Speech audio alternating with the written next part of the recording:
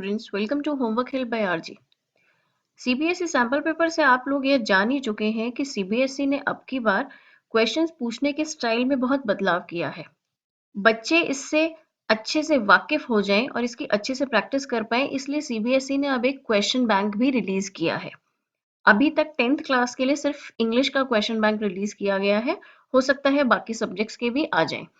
तो उस question bank से हमने अभी first lesson a letter to God के इंपॉर्टेंट क्वेश्चंस आंसर्स के साथ आपके लिए इस वीडियो में डाले हैं। चलिए शुरू करते हैं। अगर आप चाहते हैं कि बाकी लेसन्स के भी क्वेश्चन आंसर्स आपको टाइम पर मिल जाए तो चैनल को सब्सक्राइब कीजिए। यहाँ पर आपको एमसीक्यूज भी दिए हुए हैं, शॉर्ट आंसर क्वेश्चंस भी हैं और लॉन्ग आंसर क्वेश्चन भी है। क्वेश्चंस जब मैं आपको समझा रही हूँ तो आप लोग सिर्फ उस पर फोकस कीजिए। बीच बीच में आप लोगों को स्क्रीनशॉट लेकर आंसर सेव करने की जरूरत नहीं है, क्योंकि सभी आंसर्स के रिटन लिंक आपको sshout.com पर मिल जाएगा, जो कि डिस्क्रिप्शन बॉक्स में दे दिया जाएगा। फर्स्ट एक्सट्रैक्ट आपको दिया गया है। The house, the only one in the entire valley, set on the crest of a low hill. From this height, one could see the river and the field of ripe corn dotted with the flowers that always promised a good harvest. The only thing the earth needed was a good downpour, or at least a shower. Throughout the morning, Lencho, who knew his fields intimately, had done nothing but see the sky towards the northeast. आप लोग समझ ही गए हैं, A Letter to God से ये लिया गया है कि वो घर जो पूरी वैली में एक पहाड़ी के ऊपर था और वहां से from this height one could see the river, वो रिवर को देख सकता था, अपना फील्ड देख सकता था जहां पर राइप कॉर्न, पके हुए कॉर्न उसके खेत में लगे हुए थे। Dotted with the flowers, dotted with the flowers का मतलब है कि इतने बड़े खेत में जब बहुत सारी फसल होगी तो ऐसा लगता है कि जैसे एक प्लेन लैंड पर छोटे छोटे बहुत सारे डॉट लगाए हुए हैं। इसको आप ऐसे समझ सकते हैं कि अगर आप एरोप्लेन से नीचे का व्यू देखते हैं तो नीचे बनी हुई बिल्डिंग आपको ऐसा लगता है कि छोटे छोटे डॉट्स हैं। The only thing the earth needed was a good downpour और एटलीस्ट अ शावर। धरती को केवल एक चीज की जरूरत थी और वह थी बारिश। Through out the morning Lencho had done nothing but see the sky towards the northeast. तो लेंचो लगातार क्या कर रहा था, वो सिर्फ नॉर्थ ईस्ट की तरफ देखे जा रहा था। क्यों देख रहा था? क्योंकि उसको वहां पर बादल दिखाई दे रहे थे, उसको ये उम्मीद थी कि बस बारिश आ जाएगी तो मेरी फसल बहुत अच्छी हो जाएगी। चलिए ये एक्सट्रैक्ट यहाँ पर खत्म हुआ, इसके क्वेश्चन आंसर्स देखते हैं। Based on the detail of the house location, how can it best be described? Majestic, imposing, solitary और यूनिक। मेजेस्टिक का मतलब है शानदार, इम्पोजिंग का मतलब है किसी पर कुछ इम्पोज करना, थोपना, सॉलिटरी अकेलापन और यूनिक अद्भुत। तो जैसा यहाँ पर बताया गया कि वो वैली में एक अकेला घर था, तो इसलिए इसका सही आंसर होगा solitary. Next question, the field of corn dotted with flowers means that, जैसे मैंने आपको बताया कि फील्ड को डॉटेड विद फ्लावर्स क्यों कह रहे हैं। Not a single flower was bigger than a dot, एक भी फूल डॉट से बड़ा नहीं था। The flowers were scattered across, the right answer is कि जो फ्लावर्स हैं वो पूरे खेत में फैले हुए थे, स्कैटर्ड फैले हुए थे। The flowers were in shape like dots, the flower had shrunk in size, इनमें से कोई नहीं है। Third question, Lencho wished for a downpour और a heavy shower, pick the option that correctly this the correct match for kinds of rain. वो एक बारिश की उम्मीद कर रहा था। अब यहाँ पर आपको बारिश के अलग अलग टाइप्स बताए गए हैं कि बारिश कितने कितने तरह की हो सकती है। ऐसा डायरेक्टली हमें लेसन में नहीं बताया गया है, खाली यहाँ पर ये आपकी जनरल नॉलेज टेस्ट करने के लिए देखा जा रहा है कि आपकी वोकैबुलरी कितनी स्ट्रांग है या आपकी ज्योग्राफी कितनी स्ट्रांग है।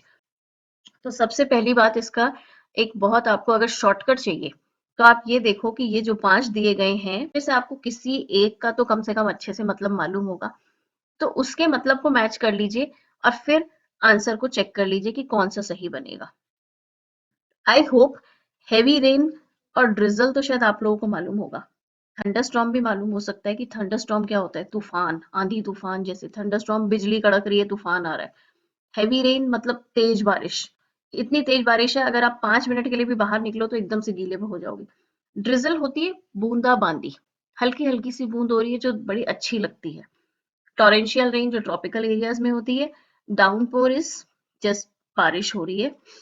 अगर हम यहाँ पर देख लें ड्रिजल का, जैसे मैंने बताया ड्रिजल है light rain that falls in very fine drops.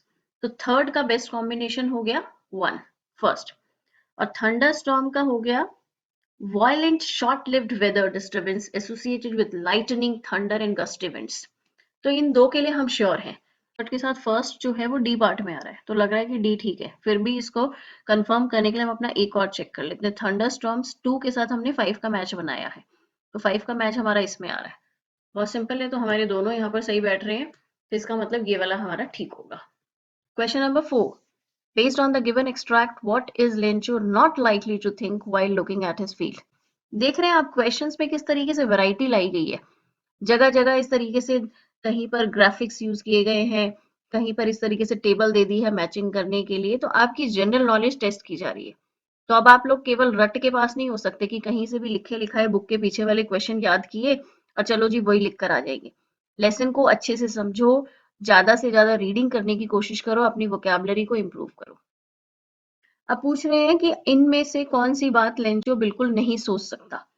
Such a blessing God thank you, ऐसा वो सोच रहा था, क्योंकि उसको ये था कि बस बारिश आ जाएगी फिर तो मेरे पास पैसा ही पैसा है। Just a downpour God and everything will be perfect, ये तो दिया ही हुआ है। All set for the grand harvest, I am going to be rich, ये भी वो सोच रहा था कि जब बारिश आ जाएगी, वो सिल्वर कॉइन्स हैं, बड़े वाले छोटे वाले ये हैं, इस तरीके से। I wish we have enough food to eat after this harvest, ऐसा उसने बिल्कुल नहीं सोचा कहीं पर भी, क्योंकि उसे ऐसी उम्मीद ही नहीं थी कि इस तरीके से कोई हेल स्टॉर्म आएगा, तूफान आएगा जो कि सब कुछ तबाह कर देगा, ऐसा उसने नहीं सोचा था। इसलिए right answer is fourth, option D. Question number 5, which quote supports the idea in the given extract.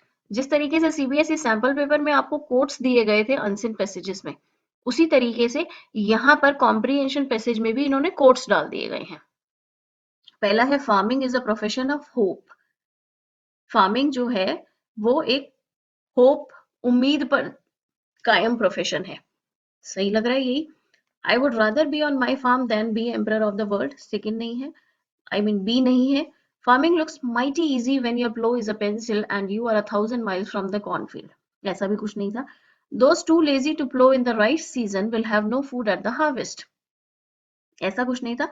इस लेसन में यही बताया गया है कि फार्मिंग जो है, जो खेती है, वो पूरी तरीके से आशा पर, उम्मीद पर डिपेंडेंट है कि अगर बारिश और बाकी सब कुछ ठीक रहा, सीजन ठीक रहा, वेदर ठीक रहा, तो आपकी अच्छी खेती होगी, नहीं तो आप बर्बाद भी हो सकते हो। तो इसलिए हमारा इसका आंसर होगा A, farming is a profession of hope. Second extract को पढ़ते हैं। When he finished, he went to the window to buy a stamp which he licked and then affixed to the envelope with a blow of his fist। जब उसने letter लिखना खत्म किया तो वो वहां विंडो पर गया, पोस्ट ऑफिस की विंडो पर, और वहां से एक स्टैम्प खरीदे और उसको लिख किया, जीभ से उसने उसको गीला किया, एंड देन अफिक्स्ड, एनवेलप के ऊपर मुट्ठी मार मार के उसको चिपका दिया। The moment the letter fell into the mailbox, the postmaster went to open it. It said, God, of the money that I asked for, only 70 pesos reached me. Send me the rest, since I need it very much. But don't send it to me through the mail, because the post office employees are a bunch of crooks. Lencho. जब 100 की बजाय 70 पैसे उसने 70 pesos देखे तो उसको बहुत गुस्सा आया और उसने गॉड को रिप्लाई लिखा कि आप मेरे बाकी के 30 पेसोस भी भेज दो, लेकिन इन पोस्ट ऑफिस के कर्मचारियों के थ्रू मत भेजना, ये सब के सब बहुत बदमाश हैं, they are a bunch of crooks. Bunch word हमेशा यूज किया जाता है जब हम एक किसी ग्रुप को रेफर कर रहे हैं, बंच ऑफ क्रुक्स, बदमाशों का groups. Pick the option that does not collate with bunch of correctly. अब बंच ऑफ के यहाँ पर आपको इनसे जोड़ना है और ये बताना है कि बंच ऑफ जो है वो किसके साथ सही नहीं जा रहा है। बंच ऑफ कीज होता है चाबियों का गुच्छा, बंच ऑफ ग्रेप्स अंगूर का गुच्छा, बंच ऑफ फ्लावर्स फूलों का गुच्छा, बंच ऑफ आइलैंड्स, क्या आपने अभी कभी सुना है आइलैंड्स का गुच्छा? तो इसलिए ये जो है ऑप्शन 4, ये वाला इनकरेक्ट है, इसके साथ बंच ऑफ नहीं जा रहा, तो हमारा आंसर होगा option 4। What was the most likely response that the postmaster expected in Lencho's second letter? जब लेंचो ने दोबारा से गॉड को लेटर लिखा 70 पेसोस मिलने के बाद, तो पोस्टमास्टर क्या एक्सपेक्ट कर रहा कि वो उसमें क्या लिखेगा? सॉरोफुल, ग्रैटिट्यूड, डिसअपॉइंटमेंट, इलेशन और शॉक। सॉरोफुल दुख प्रकट करेगा? नहीं, पोस्टमास्टर ये सोच रहा था कि वो उसमें लिखेगा कि थैंक यू गॉड, आपने मेरे को ये पैसा भेज दिया और मैं बहुत खुश हूं। तो sorrowful नहीं होगा, disappointment भी नहीं होगा, gratitude होगा। gratitude का मतलब है किसी के प्रति अपनी thankfulness दिखाना, कृतज्ञता शो करना कि थैंक यू आपने मेरी मदद की। elation, elation का मतलब होता है बहुत ज्यादा खुश होना। happy, ये happy का सिनोनिम भी हो सकता है और इसमें हैप्पी से भी ज्यादा डिग्री वाली खुशी शो की जाती है। तो इलेशन होगा खुशी, शॉक, क्यों से शॉक लगेगा नहीं। तो पोस्ट मास्टर एक्सपेक्ट कर रहा था ग्रेटिट्यूड और इलेशन, तो सेकंड और फोर्थ हमारा होना चाहिए, सेकंड एंड फोर्थ, ये हमारा आंसर है। Third question, pick the option that list the question corresponding to with the blow of his fist. नीचे आपको चार ऑप्शंस दिए गए हैं, चार इमेजेस बताई गई हैं और आपको ये बताना है कि इनमें से कौन सी इमेज है जो with a blow of his fist को एकदम सही मैच कर रही है। फर्स्ट वाली में थम्स अप दिखाया जा रहा है तो ये नहीं है। दूसरी वाली में बस मुट्ठी बंद करके ऐसे दिखा रहे हैं कि बन गई शक्ति, हो गई एकता। तीसरी में दो लोग लड़ रहे हैं। फोर्थ वाली में दिखाया जा रहा है कि मुट्ठी बंद की और उसको जमीन पर या किसी चीज पर मारा, तो उसने ब्लो ऑफ फिस्ट से उसको चिपकाया था, तो answer is fourth. Question number fourth, Lencho's letter included details of his problems, descriptions of the post office, belief of being looted, list of further demands। तो लेंचो के लेटर में क्या लिखा गया था? उसने लिखा लिस्ट ऑफ फर्दर डिमांड, उसने बाकी के 30 पीसोस भी मांगे थे। Question number fifth, pick the most suitable quote for this extract. तो देखिए यहां पर भी कोटेशन आ गई, पहले में भी कोटेशन थी। तो आप लोग अच्छे से प्रैक्टिस कीजिए। esshout.com पर हमने अनसिन पैसेजेस लेटेस्ट पैटर्न पे बहुत सारे डाले हैं। इवन एडुकार्ड सैंपल पेपर 2021 के भी हमने वहां पर डाले हैं, वहां से आप पढ़िए और प्रैक्टिस कीजिए। It is easier to fool people than to convince them that they have been fooled। लोगों को बेवकूफ बनाना तो आसान है, लेकिन उनको ये भरोसा दिलाना कि हाँ भाई तुम्हें बेवकूफ बनाया गया है, ये बहुत मुश्किल है। Real knowledge is to know the extent of one's ignorance. ऐसा कुछ लेसन में नहीं हो रहा। You see a person true colours when you are no longer beneficial to their life, ऐसा भी कुछ नहीं है। True generosity means accepting ingratitude. ये आपने हिंदी में सुना होगा ना, नेकी कर और दरिया में डाल, ये उसकी इंग्लिश कोटेशन है। ट्रू जेनरोसिटी मीन्स एक्सेप्टिंग इन ग्रेटिट्यूड। तो यही चीज इस लेसन में बताई जा रही है कि अच्छाई करो और भूल जाओ। ये मत सोचो कि आपने अच्छाई करी है तो कोई आपको थैंक्स करने आएगा। Correct answer is D. अब आ गए हैं आपके 20 to 30 वर्ड्स के आंसर, जिसमें आपको कोई ऑप्शन नहीं दिया गया है, आपको खुद लिखना है। इसमें आपकी राइटिंग स्किल्स टेस्ट की जाएंगी। ऊपर वाले में आपकी रीडिंग स्किल्स टेस्ट की जा रही थी। People get support from family and friends during bad times. How does Lencho's family behave after the harvest is ruined? Harvest के बर्बाद होने के बाद लेंचो की फैमिली का क्या रवैया था? After the harvest is ruined, Lencho's family consoles him by saying that no one dies of hunger and God would take care of them. वे सभी लोग भगवान पर बहुत भरोसा करते थे, तो उन्होंने एक दूसरे को सांत्वना दी यह कहकर कि कोई भी भूख से नहीं मर सकता और भगवान ने अपने बंदों को बनाया है तो वो उनकी मदद खुद करेंगे। Question 2. Lencho was an ox of a man, working like an animal in the fields, but still he knew how to write. इस क्वेश्चन को अटेम्प्ट करने के लिए सबसे पहले जरूरी है कि आपको इस लाइन का मतलब मालूम हो। Lencho was an ox of a man. Was an ox of a man का मतलब होता है कि हार्ड वर्किंग। इसका अगर हम लिटरल मीनिंग देखें तो वो ये है कि एक आदमी जो कि खेत में बैल की तरह लगा रहता है।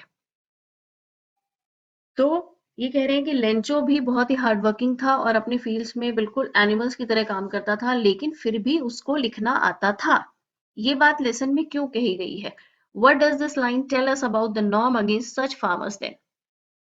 इस लाइन से आपको जनरल फार्मर्स के बारे में क्या पता लगता है? यहाँ पर इस आंसर का फार्मर्स प्रोटेस्ट से कोई लेना देना नहीं है, कहीं आप लोग कुछ गलत समझे। ये सिंपल पूछ रहे हैं कि एक जनरल आपको क्या नोशन इससे मिल रहा है।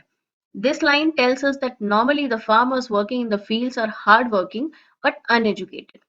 देखिए आप लोगों के दिमाग में भी एक ये नोशन होगा, जो फार्मर्स होते हैं वो इलिटरेट हैं, शायद पढ़ना लिखना नहीं जानते, लेकिन वो खेती करना जानते हैं, मेहनत करना जानते हैं और अपने खेतों में खूब मेहनत करके बहुत अच्छी फसल उगाते हैं। तो इसीलिए लाइन कही गई थी कि वो ऑक्स ऑफ अ मैन था, लेकिन he knew how to write. So this line tells us that normally the farmers working in the fields are hard working but uneducated. But Lencho could read and right. हाँ, farmer protest से याद आया कि अगर farmer protest के बारे में आप बिल्कुल सिंपल लैंग्वेज में डिटेल्स में जानना चाहते हैं हिंदी में, तो आई बटन पे क्लिक कीजिए। Question number 3, what according to you would have been the likely reaction of Lencho's wife upon knowing about him writing an actual letter to God? अब इसमें आपको अपने व्यूज लिखने हैं। आपको ये बताना है कि जब लेंचो की वाइफ को ये पता लगा कि उसने गॉड को लेटर लिखा है, तो उसकी वाइफ का क्या रिएक्शन रहा होगा। अब देखिए, हर आदमी अलग तरीके से सोचता है, तो हर कोई अलग आंसर लिख सकता है। फिर भी आपके लिए हमने यहाँ पे 2 व्यूज़ तो लिख दिए हैं।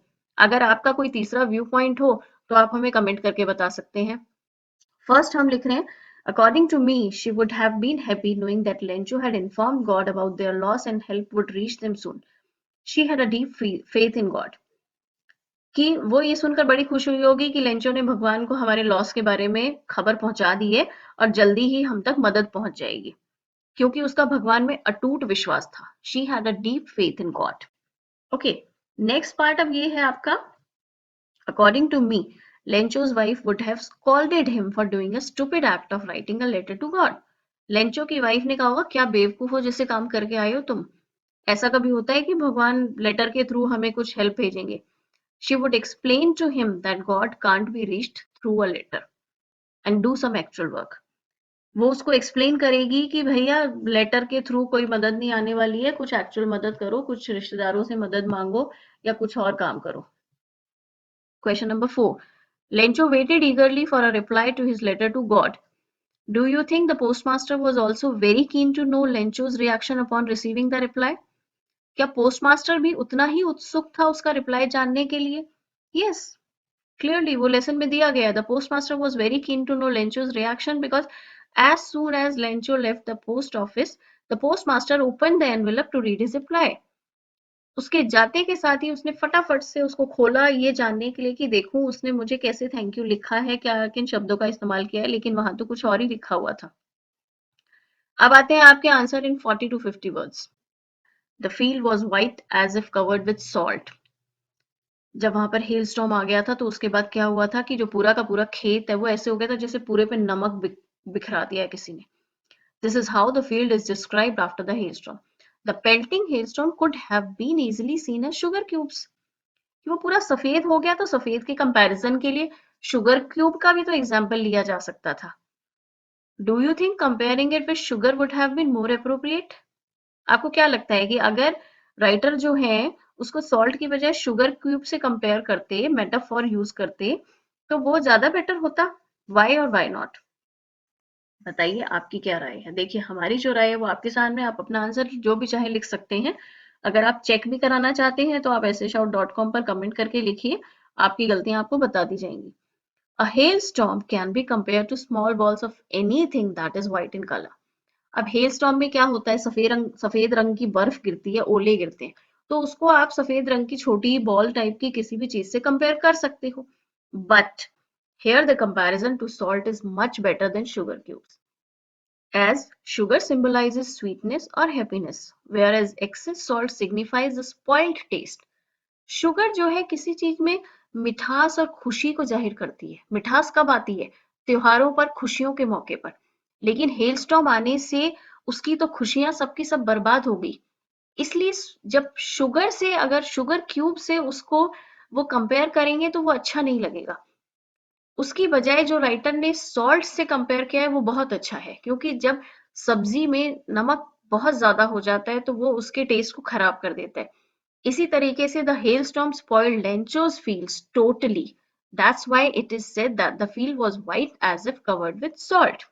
Lencho and his family knew the implications the hailstorm would have on their lives. Write a conversation between Lencho and his wife as they watched the downpour turn to a hailstorm. अब ये जो dialogue writing वाला part है, ये इस पे भी CBSE बड़ा फोकस कर रहा है। तो आप लोग इस तरीके से कोशिश कीजिए डायलॉग्स लिखने की। किसी भी जनरल टॉपिक पे लिखिए, उससे आपकी प्रैक्टिस हो जाएगी। इसी का एक डायलॉग राइटिंग वाला हमारा जो है एक क्वेश्चन था, जहां पर कि लेंचो और पोस्टमास्टर की आपको एक इमेजिनरी कॉन्वर्सेशन लिखनी है। वो उसका लिंक आपको आई बटन में मिल जाएगा।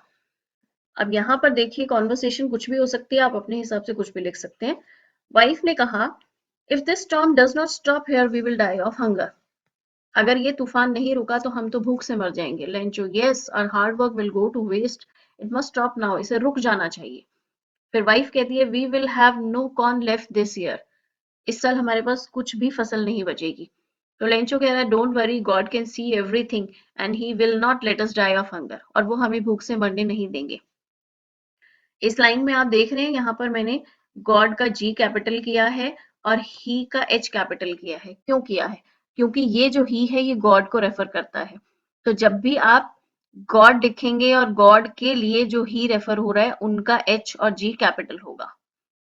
Lencho did not bother exploring any other means to resolve his situation but just turned to God.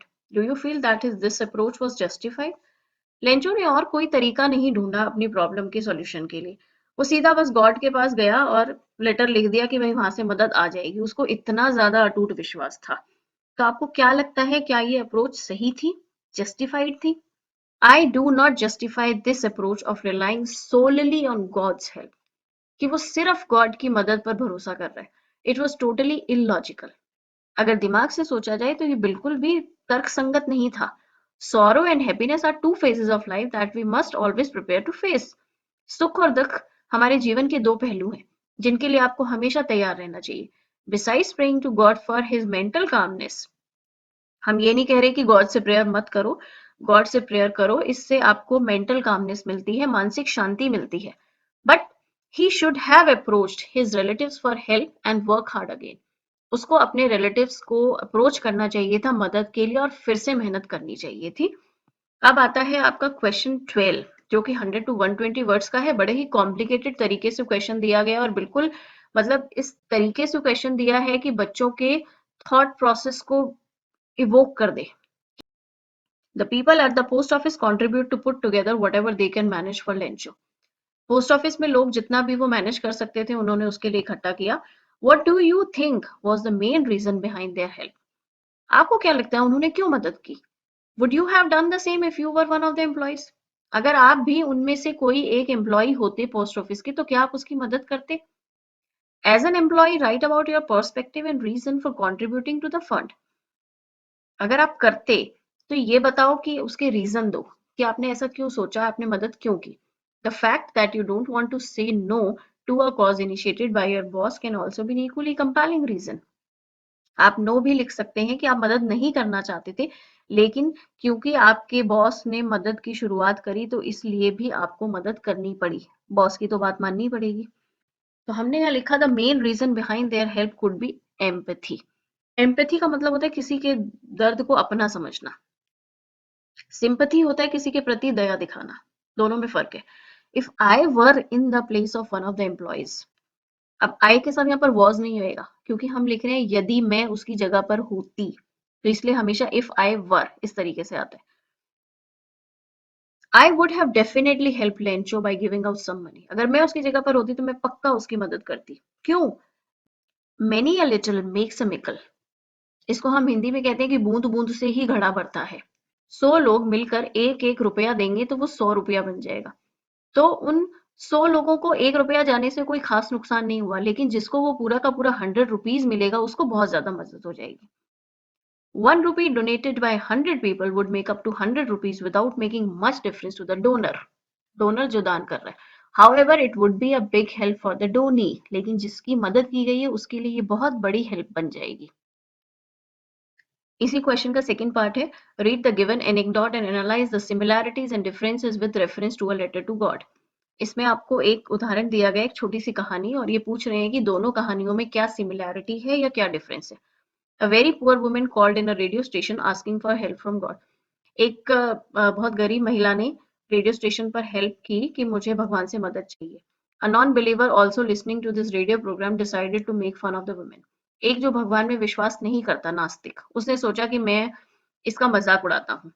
He got her address, called his secretary and ordered her to buy food and take it to the woman. उसने अपने आदमी के हाथ वहां पर खाना भेजा, लेकिन साथ में उसने क्या instruction the? When the women ask who sent the food, tell her that it is from the devil. उसको बोलना कि ये राक्षस ने भेजा है। When the secretary arrived at the women's house, the woman was very happy and grateful for the help. वो पहुंचा, खाना देखकर women बहुत खुश हुई। The secretary then asked her, "Don't you want to know who sent the food?" क्या आप जानना नहीं चाहेंगे किसने भेजा है?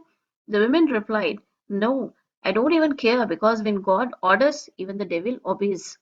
क्योंकि जब भगवान ऑर्डर करता है तो भगवान का कहा राक्षस भी मानते हैं। तो इस कहानी में आपको क्या पता लगा? The given anecdote is similar to the lesson in verifying that God listens to the people by any means who trust him. अब इस कहानी और उस कहानी में ये सिमिलैरिटी है कि यहाँ पर भी ये बात कही जा रही है कि भगवान किसी ना किसी रूप में अपने लोगों की मदद करता है जो उन पर विश्वास करते हैं, चाहे किसी भी तरीके से करे। बट दोनों में डिफरेंस क्या है? The intentions of the people helping the victim are different in both the stories. लेकिन दोनों स्टोरीज में जो पीड़ित इंसान है, जो विक्टिम है, उसकी जो मदद कर रहा है दूसरा व्यक्ति, उन दोनों की इंटेंशन में, उनकी सोच में और उनकी मंशा में फर्क है। लेटर टू गॉड वाली कहानी में पोस्टमास्टर अच्छी इंटेंशन से लेंचो की हेल्प करता है, लेकिन जो हमें ऊपर एनेक्डोट दिया गया है उसमें जो हेल्प है वो एक गलत सोच से की जा रही है। तो इन दोनों में ये सिमिलैरिटी और ये डिफरेंस था। Question part 3, the postmaster was a representative of God. Evaluate this statement in the context of an understanding of a letter to God. Postmaster जो है वो भगवान का एक एजेंट है, एक रिप्रेजेंटेटिव है। इसे लेटर टू गॉड के कंटेक्स्ट में बताइए। The postmaster is rightly depicted as a representative of God because he managed to collect money for Lencho who was helpless at that time. हाँ, हम कह सकते हैं वो भगवान का एक दूत था क्योंकि उसने ही कोशिश करके अपने लोगों को कहकर लेंचो के लिए पैसा इकट्ठा किया जिसे उस टाइम पैसे की बहुत ज्यादा जरूरत थी। As God can't be physically present everywhere to help his children. क्योंकि भगवान के इतने सारे बच्चे हैं तो भगवान हर जगह तो प्रेजेंट नहीं रह सकता। People believe that he relieves their sufferings through their representatives. इसलिए भगवान अपने बच्चों की मदद करते हैं अपने रिप्रेजेंटेटिव्स को भेजकर। इसलिए A Letter to God story में हम कह सकते हैं The postmaster was a representative of God. तो ये हमारा फर्स्ट लेसन ओवर हुआ। इसके बाद हम नेक्स्ट लेसन के क्वेश्चंस लेंगे। ये क्वेश्चंस आपको कहीं भी मिलने वाले नहीं हैं। और अगर आप किसी पर्टिकुलर लेसन को चाहते हैं कि हम उस लेसन को पहले लें तो आप हमें कमेंट करके बता सकते हैं। तब तक के लिए गुड बाय।